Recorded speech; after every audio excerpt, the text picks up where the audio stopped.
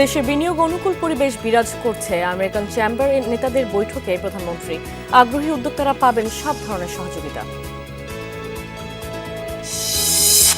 একটি কোম্পানিকে সুযোগ দিতে জ্বালানি নীতি পরিবর্তন করছে না সরকার, জানালেন মন্ত্রী। বেসরকারি বিনিয়োগ বাড়াতে সমান সুযোগ পাবে সবাই। একটা কোম্পানিকে দেওয়ার জন্য আমরা এইটা করছি। আমরা যখন জেনারেল আইন তৈরি হবে তখন তো একটা কোম্পানি তৈরি হবে না, সবার জন্য তৈরি হবে। এলসি জালিয়াতি করে বছরে প্রায় $1,500 কোটি পাচার, ব্যাংকিং খাতে তদারকি ও সক্ষমতা ঘাটতির ফল বলছেন গবেষকরা।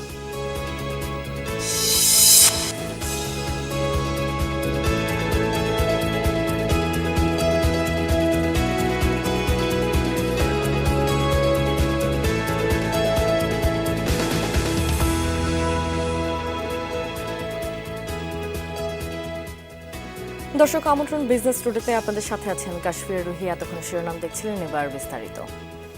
বাংলাদেশে বিনিয়োগের অনুকূল পরিবেশ রয়েছে। বিদেশি বিনিয়োগকারীদের সব ধরনের সহযোগিতা করতে সরকার প্রস্তুত বলে জানিয়েছেন প্রধানমন্ত্রী তারেক রহমান। সচিবালয়ে American Chamber of Commerce in Bangladesh এমচেমের প্রতিনিধি দলের সৌজন্য সাক্ষাতের সময় প্রধানমন্ত্রী কথা জানান। সচিবালয়ে মন্ত্রিপরিষদ বিভাগের সভাকক্ষে এই সাক্ষাৎ অনুষ্ঠিত হয়। এমচেম বাংলাদেশের পক্ষে সংগঠনটির সভাপতি ও মাস্টার কার্ডের ভাইস প্রেসিডেন্ট সৈয়দ মোহাম্মদ কামালের নেতৃত্বে 8 সদস্যের প্রতিনিধি দল সাক্ষাতে অংশ নেয়। এমচেম প্রতিনিধিরা প্রধানমন্ত্রীকে জানান, সংগঠনের নতুন কমিটি বাংলাদেশে মার্কিন বিনিয়োগ আকর্ষণ এবং দুই দেশের মধ্যে বাণিজ্যিক সম্পর্ক আরও জোরদারে কাজ করছে।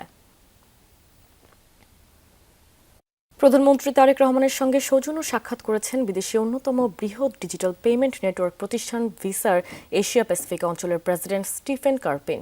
মঙ্গলবার সকালে সচিবালয়ে সরকার প্রধানের সাক্ষাতে ডিজিটাল কমার্সের গতি বাড়ানো, পেমেন্ট নিরাপত্তা ও ডিজিটাল লেনদেনের পরবর্তী ধাপ নিয়ে আলোচনা হয়।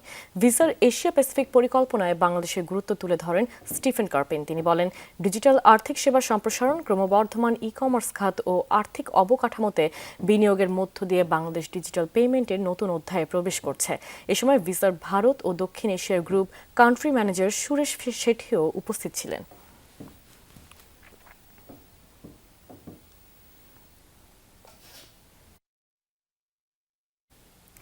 একটি কোম্পানিকে সুযোগ দিতে জ্বালানি নীতি পরিবর্তন করছে না সরকার। বেসরকারি বিনিয়োগ বাড়াতে সবাই সমান সুযোগ পাবে। এনার্জি রিপোর্টার্স ফোরাম আয়োজিত অনুষ্ঠানে এমন তথ্য জানিয়েছেন জ্বালানি মন্ত্রী ইকবাল হাসান মাহমুদ। জানান, শিল্পে জ্বালানি সরবরাহ নিশ্চিত করতে সরকার আন্তরিক। কয়লা ভিত্তিক নতুন বিদ্যুৎ কেন্দ্র করতে চায় সরকার, কিন্তু এ ধরনের প্ল্যান্ট করার ব্যাপারে দাতা দেশগুলোর আপত্তি আছে। মন্ত্রী জানান, নবায়নযোগ্য জ্বালানি সবার ক্রয় ক্ষমতার মধ্যে আনতে চায় সরকার, কিন্তু আমলাতন্ত্রের কারণে সময় বেশি লেগে যায় বলে জানান মন্ত্রী। এ সময় বিদ্যুৎ প্রতিমন্ত্রী জানান, জ্বালানি সরবরাহের অর্থের ঘাটতি আছে, নানা উৎস থেকে অর্থ সংগ্রহের ব্যবস্থা করছে সরকার। প্রতিমন্ত্রী জানান, এলপিজির দাম স্থিতিশীল রাখতে সরকার হস্তক্ষেপ করবে। ব্যবসায়ীদের বাল্ক অ্যামাউন্টে এলপিজি এনে দেবে সরকার। ল্যান্ড বেসড এলএনজি টার্মিনাল করার জন্য মাতার বাড়িতে জমি নির্ধারণ করা হয়েছে।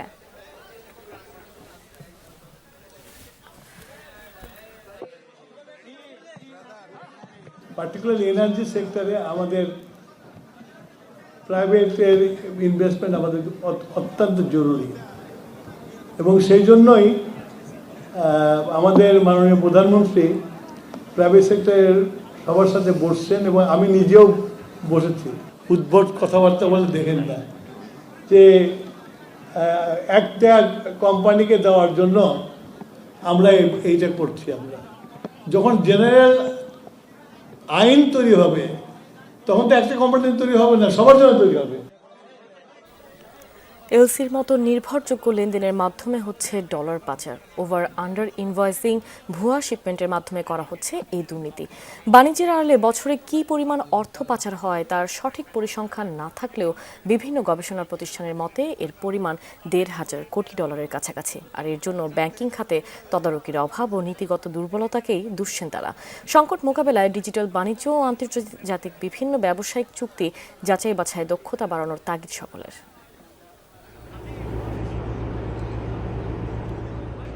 আমদানি রপ্তানিকারকদের মধ্যে লেনদেনের গ্যারান্টি দিতে ব্যাংক থেকে যে ঋণপত্র দেয়া হয় তাই লেটার অফ ক্রেডিট বা এলসি।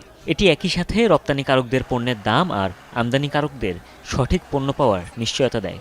অথচ লেনদেনের এই নির্ভরযোগ্য মাধ্যমই এখন ব্যবহার হচ্ছে অর্থ পাচারের অন্যতম সেফ রুট হিসেবে। বছরে বাণিজ্যের আড়ালে কী পরিমাণ ডলার পাচার হয় তা ধারণা করা সম্ভব না। তবে মূলত 4টি কৌশল ব্যবহার করেই এই দুর্নীতি করছে অসাধু চক্র। নথিতে পণ্যের আসল দামের চেয়ে বেশি বা কম দেখানো, ভুয়া শিপমেন্ট, একই চালানের একাধিক ইনভয়েস তৈরি অথবা পণ্যের মিথ্যা বিবরণ দিয়ে এলসি খুলে পাচার হচ্ছে ডলার। এলসির ক্ষেত্রে সবচেয়ে বেশি অনিয়ম হচ্ছে বস্ত্র, ধাতু, কৃষিপণ্য ও স্ক্র্যাপ ভেসেল খাতে। ট্রেড থেকে যেটা হয় সেটা হচ্ছে trade base money laundering. Actually under invoice, over invoice এগুলি দিয়েই তো আসলে বেসিক্যালি ইম্পোর্টের ক্ষেত্রে আন্ডার ইনভয়েস এবং এক্সপোর্টের ক্ষেত্রে ওভার ইনভয়েস, এগুলি দিয়ে টাকা পাচারের যে ঘটনাগুলো, প্রত্যেকটা ব্যাংকই কিন্তু এখন এএমএল আছে। বাংলাদেশ ব্যাংকের এএমএল ডিপার্টমেন্ট আছে। এলসি অনিয়মের কারণে ট্রেড ফাইন্যান্সেও বাড়ছে জোরপূর্বক ঋণ। বিদায়ী অর্থবছরে ব্যাংকগুলোতে বিভিন্ন দেশে আমদানির বকেয়া বিল 300 কোটি ডলারের বেশি। অন্যদিকে রপ্তানির পরেও দেশে ফেরেনি 112 কোটি ডলার। যার মাধ্যমে মানি লন্ডারিংয়ের ঝুঁকি সবচেয়ে কম সেটি কিন্তু এলসি। কিন্তু দেখেন আমাদের আলটিমেটলি এলসি ব্যবহার করেও কিন্তু এই জিনিসটা হয়েছে। তার মানে কি আমরা ইফেক্টিভলি কমপ্লায়েন্সগুলো ঠিকমতো করতে পারছি না। সুতরাং এইটার যে দায় দায়িত্ব, রেগুলেটরও এটা দায় দায়িত্ব অ্যাভয়েড করতে পারবে না। আমাদের পলিটিক্যাল সিনারিও যেরকম, এনভায়রনমেন্ট যেরকম, সেইটাও আমরা দায় দায়িত্ব অ্যাভয়েড করতে পারবো না। প্লাস ব্যাংকাররাও তো পারবেই না। গবেষকরা বলছেন বেশিরভাগ ব্যাংকগুলো এখনও এলসি প্রক্রিয়াকে রুটিন কাগজপত্র হিসেবেই দেখে। ঝুঁকি সম্পর্কে সচেতন নয়। ফিনান্সিয়াল ইন্টেলিজেন্স ইউনিট, এনবিআর আর বাংলাদেশ ব্যাংকের মধ্যে রয়েছে সমন্বয়ের অভাব। যদিও এসব অনিয়মের বিরুদ্ধে নিজেদের কঠোর অবস্থানের কথাই বলছে বাংলাদেশ ব্যাংক। ইনভয়েসিং বহুলাংশিক কমেছে, শূন্য হয়েছে, একথা আমরা দাবি আমরা করব না। আমাদের উদ্দেশ্য শূন্যতে নিয়ে যাওয়া। এখন কোনো ব্যাংক যদি যোগসাজশ করে আবার ওভার ইনভয়েসিং চালু করে, অবশ্যই তাদেরকে কঠিন শাস্তির আওতায় পড়তে হবে। এলডিসি উত্তরণের পর আন্তর্জাতিক বাণিজ্যের চুক্তি যাচাই বাছাইয়ে বড় ধরনের পরিবর্তন আসবে। তখন ব্যাংকগুলোর নজরদারি আর সক্ষমতা বৃদ্ধির সাথে ডিজিটাল বাণিজ্যে সাক্ষরতাও বাড়াতে হবে বলে মত গবেষকদের। হুমায়ুন রশিদ, যমুনা নিউজ, ঢাকা। দর্শক, চট্টগ্রাম বন্দর ও কাস্টমস বিভাগের কর্মকর্তাদের সাথে মতবিনিময় করছেন অর্থমন্ত্রী আমির খসরু মাহমুদ চৌধুরী। আমরা সরাসরি চলে যাচ্ছি সেখানে। স্থিতিশীলতার দিকে নিয়ে যাওয়া, পরবর্তীতে ইকোনমি যাতে টেক অফ করতে পারে সেই জায়গায় যাওয়ার জন্য অনেকগুলো পদক্ষেপের মধ্যে একটি পদক্ষেপ হচ্ছে যে বাংলাদেশের অর্থনীতিকে চাঙ্গা করা, এবং বাংলাদেশের অর্থনীতিকে চাঙ্গা করে জনগণের কর্মসংস্থান সৃষ্টি করা, আমাদের রপ্তানি বাড়ানো, আমাদের শিল্পায়ন বাড়ানো এবং ব্যবসার জন্য একটি পরিবেশ সৃষ্টি করা, যাতে করে ব্যবসায়ীরা কোনো বাধাগ্রস্ত না হয়ে তাদের কার্যক্রম পরিচালনা করতে পারে। এই জন্য আমরা ইজ অফ ডুইং বিজনেস, ব্যবসাকে সহজ করার জন্য যে বিগত দিনে যে সমস্যাগুলো তৈরি হয়েছে, যে বাধাগ্রস্ত করা বিভিন্ন পর্যায়ে ব্যবসায়িক কার্যক্রমকে এবং বিভিন্ন রেগুলেশনের মাধ্যমে বাধাগ্রস্ত করা, এখান থেকে বেরিয়ে আসার জন্য ইতিমধ্যে আমরা ডিরেগুলেশন আমাদের বাজেটে সরকারের পক্ষ থেকে বলা হয়েছে, এবং ডিরেগুলেশনকে আরো কার্যকর করার জন্য, এটাকে বাস্তবায়ন করার জন্য অনেকগুলো পদক্ষেপের মধ্যে একটি পদক্ষেপ হচ্ছে আজকের এই সভাটা। এবং এই সভাতে আমরা যেটা করেছি, কাস্টমসের ব্যাপারে, পোর্টের ব্যাপারে ব্যবসায়ীদের কার্যক্রম যাতে নিবিড়ভাবে, সিমলেসলি, বাধাগ্রস্ত ছাড়া যাতে চলতে পারে, যার মাধ্যমে ব্যবসায়ীদের খরচ কমবে।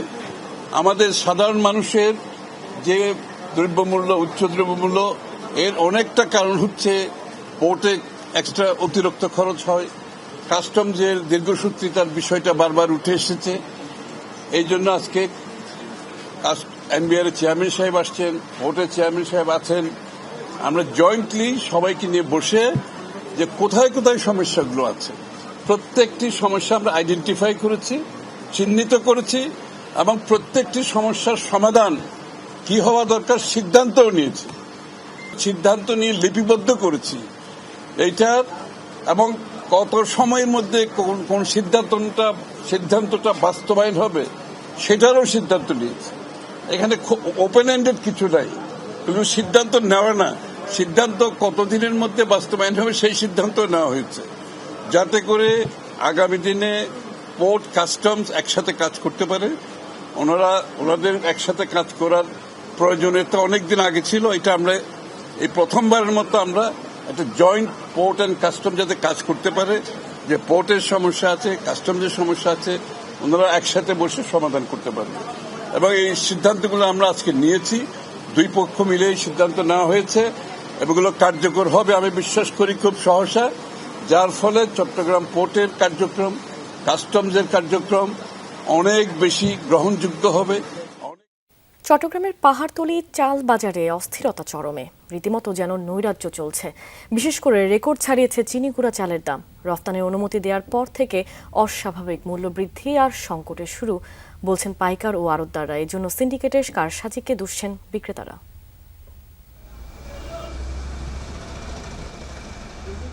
মাসখানেক আগেও পাইকারিতে 50 কেজির প্রতি বস্তা চিনিগুড়া চালের দাম ছিল 5,000 টাকা, দ্বিগুণ বেড়ে এখন বিক্রি হচ্ছে 10,000 টাকায়। সে হিসেবে কেজিতে বেড়েছে রেকর্ড 100 টাকা।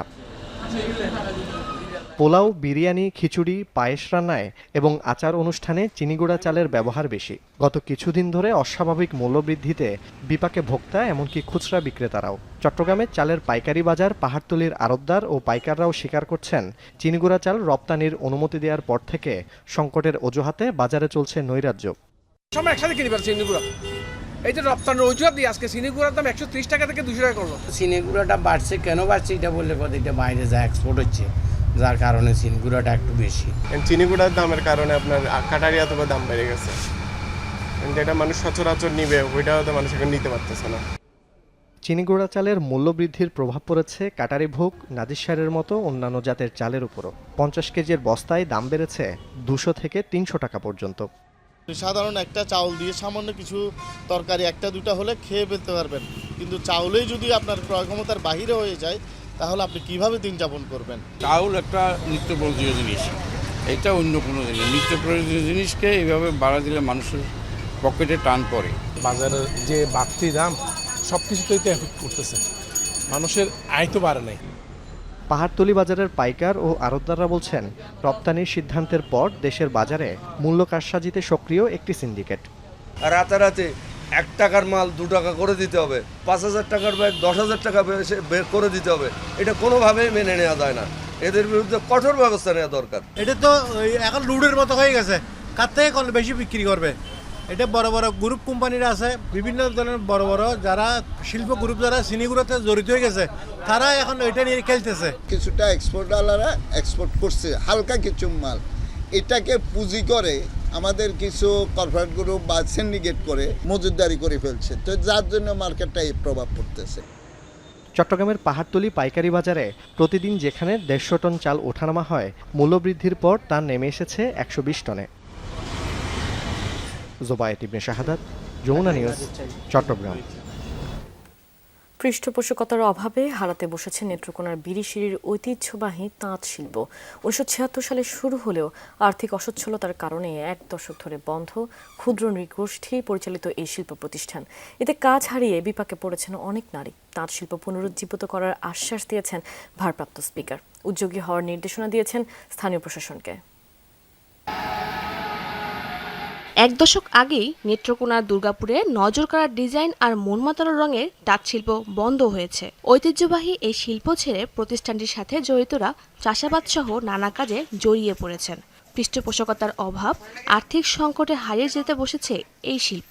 দীর্ঘদিন বন্ধ থাকায় যন্ত্রপাতি নষ্ট হয়ে গেছে। আমরা সাহায্য সহযোগিতা পাই নাই এটা চালু রাখার জন্য, সেই জন্য আসলে এটা এখনো বন্ধ আছে।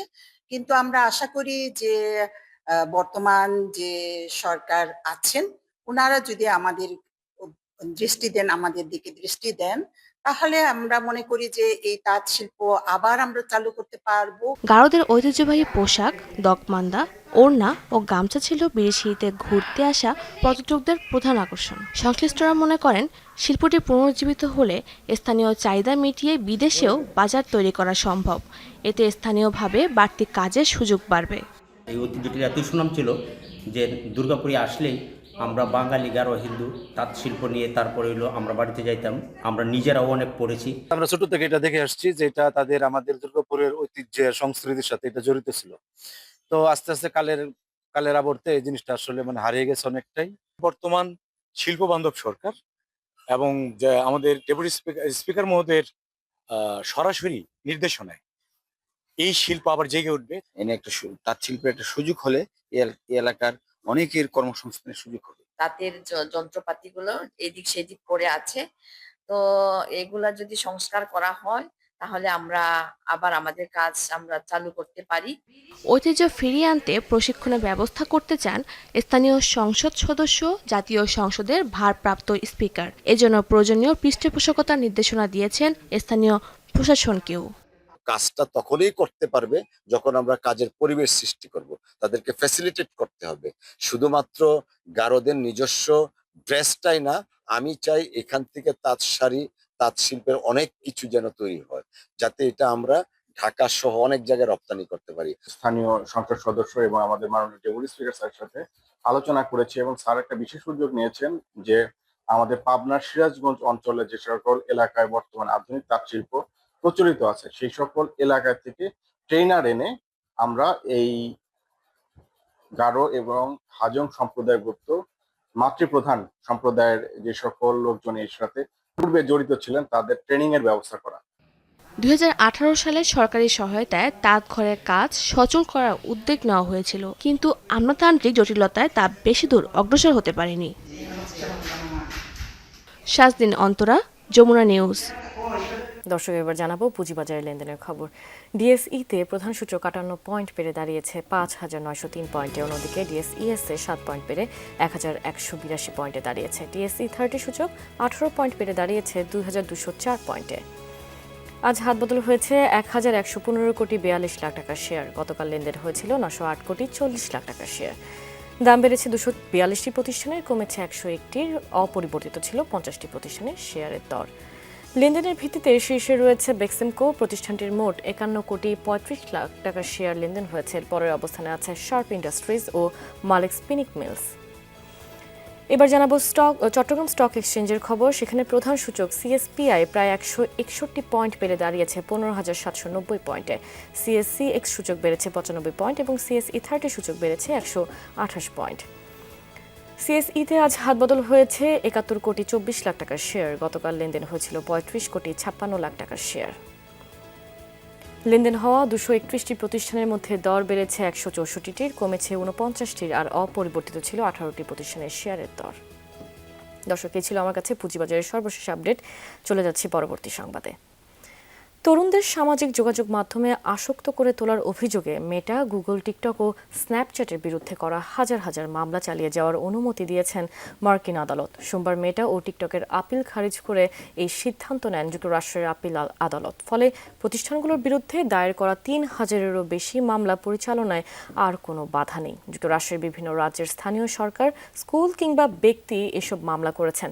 কোম্পানিগুলোর দাবি, মার্কিন আইনের 230 ধারা তাদের এসব মামলা থেকে সুরক্ষা দেয়, যদিও দায়মুক্তির বিষয়টি সঠিক নয় বলে জানিয়েছে মার্কিন আদালত। তাদের অভিযোগ, সামাজিক যোগাযোগ মাধ্যম কোম্পানিগুলো ইচ্ছাকৃতভাবে তরুণদের তাদের প্ল্যাটফর্মে আসক্ত করার মতো ডিজাইন করছে। এর ফলে তরুণদের মধ্যে বিষণ্ণতা, উদ্বেগ, নেতিবাচক ধারণা এবং সামগ্রিক মানসিক স্বাস্থ্য সংকট বাড়ছে। দর্শক, এই ছিল বিজনেস টুডের এখনকার আয়োজনে। এতক্ষণ সাথে থাকার জন্য ধন্যবাদ সবাইকে।